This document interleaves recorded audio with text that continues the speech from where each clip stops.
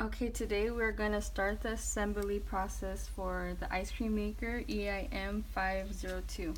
So this is inside the bucket. You're just going to place the stabilizing ring in the middle and then come over here to your canister.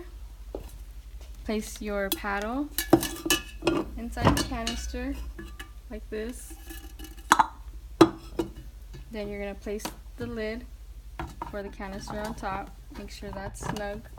Then place the canister in the middle of the stabilizing ring, like that.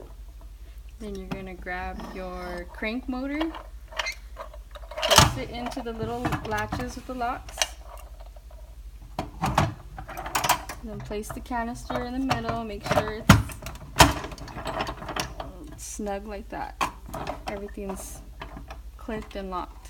Then you're going to take the latch, lock it up, and then make sure when you turn it, it should look like that.